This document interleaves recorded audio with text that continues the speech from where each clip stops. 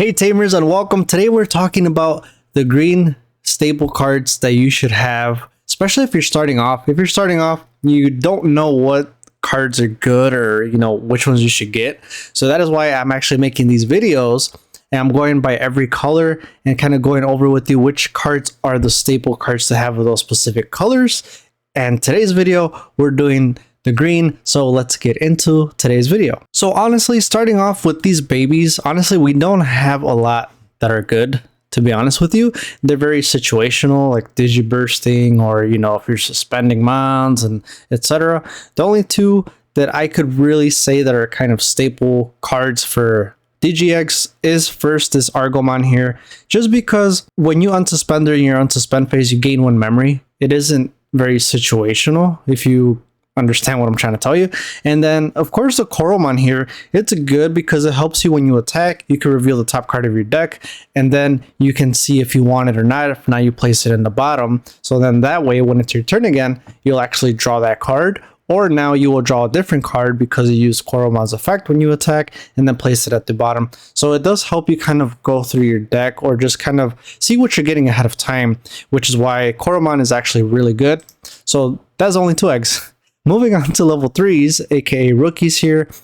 Goblinmon I put here just because it's a 2-cost vanilla. So any 2-cost vanillas are pretty good to run in your decks, especially with that Terriermon coming out later on. Vanillas might make a comeback, but always a 2-cost to drop. And on the deck list that I've always talked about, 2 costs help you memory choke your opponent, so it's very good. Then we got this Agumon here. This one, it's not a staple card, but it can be. The reason I say that is because it just gives you DP. Green doesn't have a lot of Digimon that give you DP just when it's your turn. A lot of them do. A lot of them give you DP buffs, or other things happen if you suspend a Digimon. So because this Agumon is kind of like the red Agumon when it's your turn, if it has Greymon, or when you attack against such and such DP. So this is for green. So yeah, it actually is a staple card for green, especially if you want to get more DP, because a lot of level 6 megas are pretty weak. And then of course the Terriermon, you just have to have this because not allowing your opponents to gain memory is such a game changer, and that can throw off their whole strategy, especially with for example the latest deck list that I made with the D Brigade. If you have a Terriermon out, they could play the Darkramon, but then they can't gain memory. So then therefore, if they don't have enough memory, they technically can't, hard play. They have to Digivolve all the way up into it. So memory blockers stop D Brigade for sure. Well, at least that Darkramon. And yeah, Terriermon is just a staple. You see this card even being played in different colors. You could even just splash a few of. It doesn't have to be necessarily just in green decks. Moving on to Betamon here. I added the Betamon really just because it helps with the searching. So you reveal the top 3 cards of your deck, add 1 green level 4 Digimon card or 1 green Tamer among them, and then place the rest in the bottom of your hand. The level 4 Digimon is kind of, risky, but the fact that it kind of allows you to get a Tamer from those 3 cards, especially if you're kind of running a heavy Tamer deck, this card really does help you get into that and get your Tamers. And level 4 Digimon doesn't hurt, right? Then you can Digivolve that Betamon after you play it. This Pamomon here, it is very good just because all turns, you and your opponent can't play Digimon by effects. Why is this so good? Because it stops security controlled decks that play Digimon from when you hit securities. Stops like Bloomlord or any Digimon that plays by an effect. You're able to stop that. And I talked about why I play this in my Bloomlord deck with Hydramon, and I talked about why I have it in there, even though that deck uses effects to play other Digimon, and you're able to kind of still have that in there, and then just Digivolve or swing and then get this card out of the way, and then you can play Digimon by effects. So Pamomon is just, it's fantastic. The next card, it isn't necessarily a staple card. You can't put this in every deck. However, green has a lot of insectoids, and Tentomon, when you attack, it allows you to Digivolve and just reduce it by 1. So don't feel like you need to buy this card because you really don't. I just put it in here because green does have a lot of insectoids. That's it. Same thing with this Palmon, this promo Palmon. It's a staple card for Digiburst decks. It's not a staple card for green in general, right? Because when you Digiburst this card, you're giving that Digimon jamming. So a lot of people use this with Quagamon and Grandis. It gives them jamming, and then they no longer have to worry about, getting run over. But like I said, you don't need to get it, especially if you're not playing any Digiburst decks. And then this Wormmon, it's a staple card, and I believe it's going to become even more playable as the sets go on, especially if they introduce more DNAing for green. Just because this one allows you to DNA Digivolve at the end of your turn. And you're starting to see it, right? People are putting like Flame Dramon in like other decks that isn't necessarily in Pyodramons because you can DNA, or when you Digivolve it allows you to DNA. So if you're playing Chimeramon, this Wormmon actually can come in clutch too, especially if you're splashing, Chimeramon in a green deck. You have the Wormmon, you can Digivolve, it passes your turn. Now end of your turn you can just DNA and then you can pop off Chimera. So definitely, I do believe you should pick these up, just because DNA is still kind of, it's fairly new, right? It's not as new anymore because we had DNAing for a few sets already, but it's still something new that they're kind of working with. And now we're having a new Omnimon support, which I can't wait. Oh my god! Now we'll move on to our champions here. Red Vegemon, plain and simple. You're playing a level 4 for a play cost of 3. And even if you Digivolve, you're Digivolving for 1, potentially memory choking, and just allowing to give yourself more memory to build up into what you need to.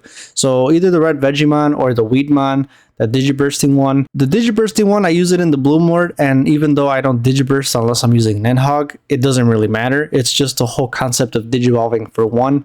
But Red Vegemon is better than Weedmon, so that's why I put the Red Vegemon instead. And then Arbormon, hybrid for game. That's pretty much it. I mean, hybrids will never hurt you unless you don't have enough tamers, or if you don't run any tamers, then hybrids aren't really necessary. You don't have to do them. But more than likely, you're always going to be running at least 2 tamers in a deck, or 1. But if you don't, again, he doesn't matter. But being able to just Digivolve from a tamer and swing for game is just one of the most amazing feelings ever. Next, we got this Quagamon, and this Quagamon it's good. This gave me some trouble when it first came out in EX1. The reason is just because of his effect, right? So at the start of your turn, suspend one of your opponent's Digimon with 3000 DP or less.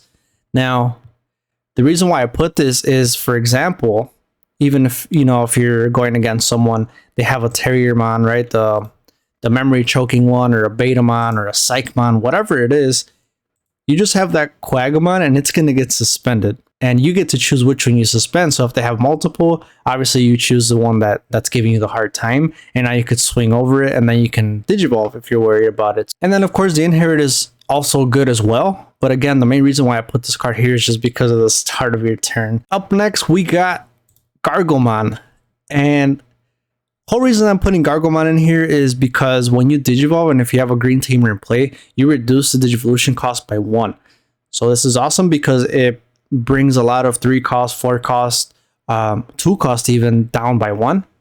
And the Inherit isn't bad either. When an opponent's Digimon becomes suspended, this Digimon gets 2000 DP for the turn. Not necessarily the Inherit is why I put this card here. It's more of just being able to reduce it by 1. So if you do Digizorp for 3 and the card costs 4, you're decreasing it by 1 still. So now it's free. So Gargomon is actually really, really nice from EX2. And then we have our blockers, of course. This Kabuterimon. I remember this card was so expensive. I'm not too sure how expensive it is right now, but I'm pretty sure it's still up there. A 1 Evo cost blocker, that's 5000 DP.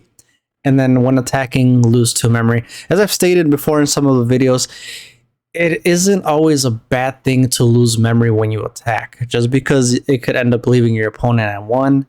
And now they're kind of stuck because if they Digivolve trying to get rid of Kabuterimon, they can't because they need a Digivolve in order to swing over it. They can't swing using a rookie on it. So pretty nice. So just a blocker, plain and simple. Moving on, this is more for like security control style decks, or just because at the end of the battle, you can play this card without paying its memory cost. And then unplay is really nice. You get to suspend one of your opponent's Digimon. What's really awesome about that is that it's not specific. It doesn't say suspend a level 3, suspend a level 4, level 5, you know, whatever it is. You can just suspend any Digimon you want. So what's really nice about this is if it gets hit from the security, it's on play, so it triggers. And then now when it's your turn, if it's, for example, here we go again, if it's like a memory blocker, a Psychmon, whatever it is, if they swing, the Snymon plays from the security effect. Now use that Snymon to suspend that level 3. And now it's your turn because they can't unsuspend unless they, you know, have an effect that unsuspends or they play a card that unsuspends it, which, you know, more than likely they're probably not, depending on the deck that you're going against. Now when it's your turn, you can use a Snymon to swing over it. So pretty nice. Pretty nice. The only dual colored champion that I did put here is this Lightramon. He has Armor Purge, right? So, I mean, if you don't know what Armor Purge does, if you get deleted, you just trash it, and now it reverts back to the rookie. What I like about this one is that same thing as well. When you do Digivolve, you can suspend one of your opponent's level 4 or lower Digimon. So again, if you want to get rid of those pesky level 3s, you're able to do that, or even if it's a level 4. And what's cool is if you can then swing and you can clash. So clashing meaning, you know, if they have the same DP, they'll both get deleted. However, you'll still keep your rookie and their Digimon gets deleted. Lightramon is just really, really nice to have. And then if he doesn't get deleted, you can just keep chipping damage, or you can just Digivolve. Moving on to the ultimates, Cherrymon. Cherrymon. Probably one of my favorite cards from BT10. This card is nice. So, Digisorption 2, right? So now you suspend a Digimon, decrease the evo by 2, and now he Digivolves for 1. So now it's a 1 cost. Here's a kicker with this one. During your opponent's turn, if they attack, you can switch the target to one of your suspended Digimon. So he becomes a blocker, but he makes any other card that's suspended a blocker, if that makes sense. So what's nice is if you have a suspended Mega, in this case, you know, if you're using like Bloomlord, Hydramon, whatever it is, you use them, you swing, you have a Cherrymon out there that's, you know, and then the Cherrymon doesn't even have to be suspended as long as he's on the field. So now you swing with the Mega, and now if you have no more security, and if they swing, now you use Cherrymon's effect and make it attack the Mega because it's suspended from when you attack. So Cherrymon is really, really nice. It doesn't even need an inherit. It'd be nice if it had the inherit the same as its effect, then it'd be stupid busted, but there it is, Cherrymon. Argomon. Argomon. Okay, so unless you're kind of newer to Digimon, Digisorption with Ceresmon was, oh my god. It was so annoying to go against, and this card just didn't help it at all. So there's a reason why it's limited to 1. Digisorption 3, so you can Digivolve for free. But really here, what made this card really nasty was the inherit is when you attack, you can just play level 3 green Digimon from your hand suspended. I know what you're thinking is like, man, suspended, like, eh. But you're still playing a Digimon. They still have to swing over it. They still have to get rid of it. If they don't, now you got that Digimon to work with. You could Digivolve it. And then even if it's your turn, you can still Digivolve it and, you know, work your way up. What's really nice, you know, I use this with Bloomlord. Attack with the Bloomlord or Hydramon or whoever I'm using. And then I'll play my Terriermon. Then that way they can gain memory, which is really fantastic. Especially if they already have a memory boost and they're relying on that. And you leave them at 1. Because they have no tamer that sets them at 3, now they can't. And they're stuck at whatever memory you leave them at. So Argomon is just insane. Blossomon, same as Argomon, but no inherit. And that is the reason why this card hasn't gotten hit, is just because it gets no inherit. If it had an inherit, it'd probably get hit too. But just the whole Digisorption 3. So what a lot of people do is they'll play 1 of Argomon and then 3 of the Blossomon. Blossomon, again, you just being able to Digivolve for free essentially, and then going into your Mega, it's busted. And the next 2, this Lilamon, man, I have some fun memories with this Lilamon. I actually really like it. So even if you don't have a Digibursting deck, this card is good. So you Digiburst 2, and then you can suspend one of your opponent's Digimon, which I did that a lot if I wanted to swing over something, if I knew they were going to build up to a Mega next turn. What I'll do is I'll Digiburst first, and now it gets suspended, and I'll Digivolve, and then I'll swing over it.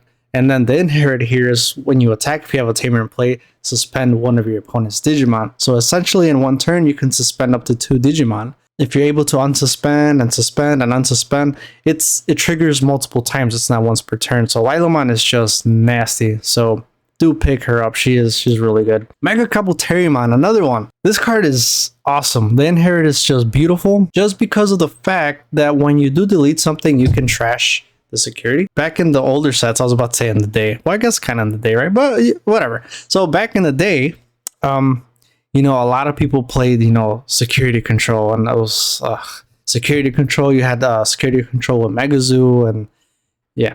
Anyway, what made this card really nice is you'll swing over something, and now you can trash something, and just being able to trash something and it doesn't trigger no matter what is just such a nasty effect, right? If you're swinging and then you run into a Gaia Force or even an Ice Wall, if you trash an Ice Wall and that would have prevented you from winning, then yeah. Let's move on to the Megas. Puppetmon. He's not being used as much now, but back in like from BT2 up to like 5, maybe up to 6, maybe not, but like up to 4 for sure, he was still being used. And his effect was nasty. He was being used in conjunction with Nidhogg.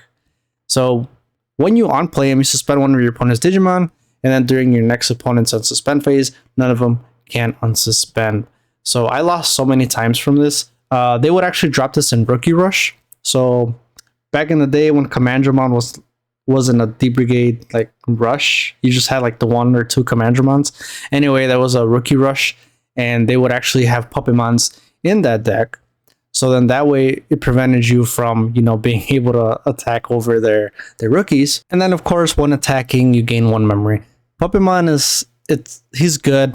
It really sucks that this is the only Puppetmon card we have. Ever since BT2 we have not have another Puppetmon. Bancho Stingmon. This card, oh man. This card, it was such a clutch tech card to have. So it has a piercing. But the whole thing was, when you attack, if your opponent's Digimon has 12,000 DP or more, this Digimon gains 7,000 DP and then security attack +2. So what a lot of people did is they'll run this bunch of Stingmon, just kind of have it on reserve in their hand, and then as soon as you just drop your Mega, they wait. Obviously you swing, and now you go into Bancho, and then he gets a 7,000 DP, so now he's at 16,000 DP, swings over that Mega, and then he gets security attack +2, just because why not? Might as well already. And then he has built-in piercing, so gets rid of the big monster and chips major damage to your security. Bancho Stingmon is still nasty till today. Nidhogg. When Digivolving, Digiburst 4. Suspend all of your opponent's Digimon with 5,000 DP or less. Then place all of your opponent's suspended Digimon at the bottom of their owner's decks in any order. Trash all the Digivolution cards. So yes, he only suspends all your Digimon with 5,000 DP, but where he becomes nasty is what happens after that, right? So it says, then place all of your opponent's suspended Digimon at the bottom of the owner's deck in any order. So this would mean if your opponent attacked with a whatever Mega, you know, so long as it was 5,000 or more, if they attack with their Mega, you go into Nidhogg, you Digiburst. This card is a wipe your board card. That's the best way I could explain it to you. And then especially if you use, for example, if you use a Flower Cannon, if you use any option card that, you suspend a Digimon with, that's what I would do. I'm like, okay, well, I can't get rid of it, but I do have a Nidhogg. So I would use a Flower Cannon, or I would use something to suspend that Digimon, and then I'll Digivolve to Nidhogg, and even though it passes your turn, you're still able to Digiburst, and now you can put that card in the bottom of their deck. So Nidhogg is just insane. Such a clutch tech card to have for sure. And then moving on here, Ancient Troymon. Ancient Troymon was so good in BT6, especially for the pre-release. It was really good. This guy was winning pre-releases left and right. So your opponent's turn, when an opponent's Digimon attacks, suspend up to 2 of their opponent's Digimon without blocker. The on deletion doesn't really matter at all, unless you're playing a hybrid deck, but doesn't matter. So the whole thing with Troymon is it slowed down your opponents really fast, just because if they have 3 Digimon, they can only essentially attack with 1. As soon as they attack with 1, the other 2 will get suspended, And now, unless if you didn't get rid of them, now on your turn, now you just start taking them out one by one. So he's a good disruptor for sure. Ancient Troymon. I know the evil cost is up there, but he's definitely worth it. Mega Gargomon. You don't have to. It's not really a staple card, but just the fact that it has removal every time you attack is what makes this card really nice. Obviously, when digivolving, you can suspend one of your opponent's Digimon, but when attacking once per turn, return one of your opponent's suspended Digimon with DP less than or equal to this Digimon's DP back to their hand. Good and bad, depending how you want to look at it, but you're attacking. What I love about this, especially when I made the Gargomon deck, is you attack, and you don't got to worry about that Digimon because you're just putting it back in the hand. You don't have to worry about attacking anyone, really. So he's definitely a good card to pick up for sure. Good deck. Now moving on to Grand Quagamon here. So this is a Digiburst card. This is basically the Black War Greymon promo version of green, except this one gives you security attack +1 instead of, unsuspending yourself. So what's nice about this one, especially, so this is where the whole Palmon comes up that we talked about. Now I'll give it piercing. I'm sorry, not piercing, give it jamming. So if you do that and then you Digiburst, now you get security attack +1.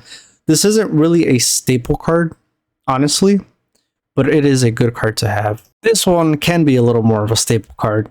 You have built-in security attack +1, and then when you Digivolve, you get 4,000 DP for the turn. It's good, especially starting off if you're trying to get into the game and, you're just trying to learn stuff. You don't want to get the most expensive stuff right away. You really don't. I mean, start with something small, something affordable. Obviously, starter decks. I mean, this one comes from starter deck 9. Honestly, there's nothing wrong with this card. It's just the following turn that you won't get the DP increase. That's the downside of this card, but it's a 3 cost. But you could just get Spinomon. Spinomon is a 3 cost from green to red, and it's 13,000 DP, play cost of 10. I mean, I don't think you're ever going to drop it, but I mean, 10. Just a good card, high DP and low evil cost. That's really why I have this card, and of course also to the Gryphonmon. Same thing, 3 evil costs and then 13,000 DP. What's good about these is if you do end up running option cards that are dual colored, or if they're green and yellow, or Spinomon's case, green or red, you can activate both because they count as both colors. Let's go ahead and move on to some option cards here. We got Hornbuster. So Hornbuster, you're not really going to see in a lot of decks or any decks really, but it's still a good card to have. So it's a 1 cost, and then whenever your Digimon gets 3,000 DP. What I like about this is the security effect is if it gets triggered on there, suspend one of your opponent's Digimon, then add this card to its owner's hand. What I like about it is that it's kind of setting you up to kind of swing over that Digimon that attacked your security that survived or something else. Because now even if you have Grand Quagamon and he's at 11,000, you have this card. Now it's just going to cost you 1,000, and now he's going back up to 14. And then you can swing over, anything 13,000 DP and less. So it's a good card for sure. Up next, we got Flower Cannon. Suspend one of your opponent's Digimon. Being able to suspend your opponent's Digimon whenever you want is just, it's insane. It just talk about being able to delete them. Talk about being able to prevent them from, doing X, Y, and Z, especially if you're about to get rid of it. And then the security, suspend all of your opponent's Digimon without blocker. There's not that many decks that have a lot of blockers. I mean, unless you're running a blocker deck, this security effect is just insane. Up next, Gran del Sol. Really, I just put this on here for removal. Just being able to suspend one of your opponent's Digimon, then return one of your opponent's suspended Digimon to the bottom of their deck is insane. You can end up suspending a Terriermon and then bouncing back a Death X to the bottom of their deck, and now they're not going to see it. You don't got to worry about it being played again. Or you could suspend that Death X and send it back to the bottom of their deck. So it's nice. It's really nice just because green doesn't have removal cards like this one, obviously up until now. And then probably the most busted option card green has, or just in general, is this HPD, Hidden Potential Discovered. So if you ever hear people say HPD, this is what they mean, Hidden Potential Discovered. Cost of 0. The next time one of your green Digimon digivolves this turn, you may suspend one of your Digimon to reduce the memory cost of the Digivolution by 5. Oh man, I talk about a lot of combos in my Bloomlord Hydramon deck list, so if you do want to check that out, go ahead. So I don't get into too much detail of this hidden potential discovered, but there's a reason why it's just limited to 1, and we'll leave it at that. Up next, we got Samadhi Santi. When it first came out, it wasn't as, I don't want to say that good, but it wasn't as relevant, or maybe you didn't see much gameplay up until now you have these cards with save, right? Now they came out and now tamers are kind of being used more. Just being able to suspend, you suspend one of your Digimon, which is the downfall, but then you can suspend one of your opponent's Digimon and or tamers. And just being able to do that, because then they can't unsuspend until the end of their next turn. So for example, give you a quick example. If you know they have, if their board is clear, they have an Izzy, for example, on the board. You know they have a hybrid and you have no more security. You can literally use Samadhi Santi, suspend that Izzy, and now that buys you an extra turn. And you could drop a Digimon or anything like that before you play Samadhi Santi. They inherit, suspend one of your opponent's Digimons or tamers, so it's a good card to have. It truly is.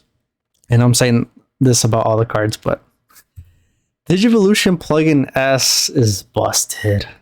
I love it. So while you have a tamer in play, you can use it without meeting its color requirements, which is awesome because that's how Randomon's able to use it in that deck, which is such a fun deck to play. I do have a deck list on that too. So main phase, when you play it, you draw 1 card. Then you may digivolve one of your Digimon into a Digimon card in your hand that can digivolve for a Digivolution cost of 3 or less without paying for its cost. That was a mouthful. What's nice is, so for example, you'll use this with Renamon, right? You use it on your Taomon. If you don't have a Sukuyamon in your hand, you're drawing 1 first.